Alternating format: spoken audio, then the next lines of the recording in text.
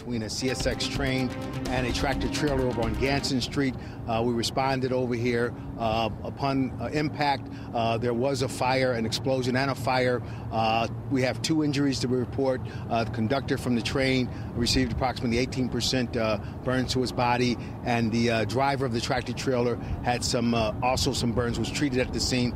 Both of them have been transported to ECMC at this time and are being treated there. What about, we've heard earlier reports about the possibility of hazardous materials, and I know you were preparing for that as the crews arrived, but I did not notice that any neighborhoods were evacuated. Could you tell us about that? Well, anytime you have anything burning, it's hazardous. There was no reports of hazardous materials at this location. The train car that was involved in it was empty at the time, and also the tractor trailer, I believe, had flowers, transporting flour.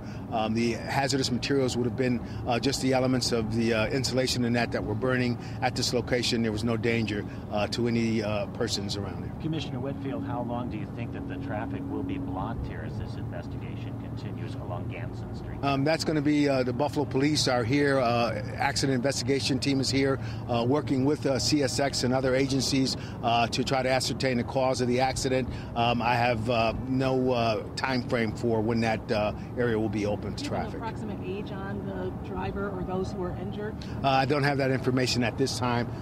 Again, they were both transported to ECMC. They were conscious and are being treated there. You said Commissioner, do you know who's at fault? On their body. Where were the burns on their body? Upper body, lower body? Facial burns to the conductor. Had some facial burns in that, as well as the rest of his body, but generally in his upper body area. Commissioner, do you know who's at fault here?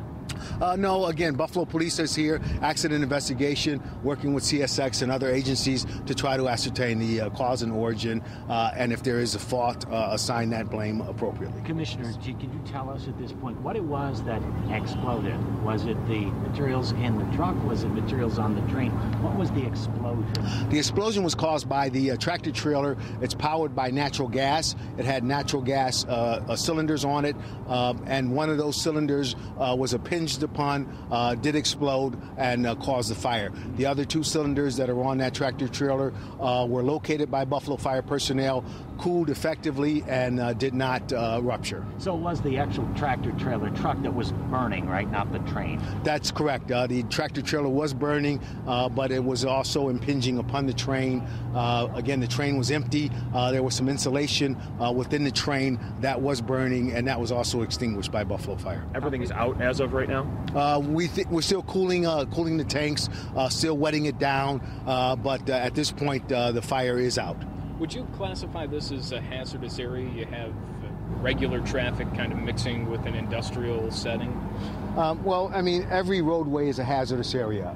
Accidents occur on all of our roadways. I don't know that this one is any more dangerous than any other roadway, quite frankly. A couple more questions. How much of the tractor trailer was consumed by fire? The tractor trailer, the cab of the tractor trailer is pretty much a total loss at this time. Was he able to get out in time? He was able to get out of again, he had minor burns.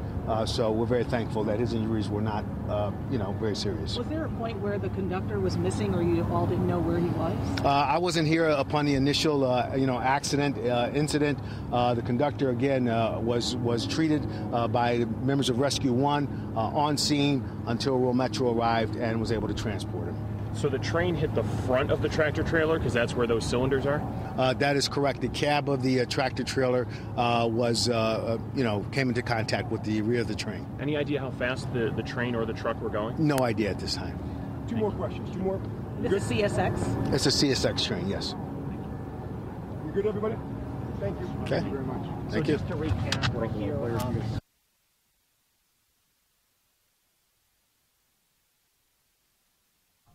That was Fire Commissioner Garnell Whitfield speaking about the train that crashed into a semi on Ganson Street right across from one of the Riverworks facilities.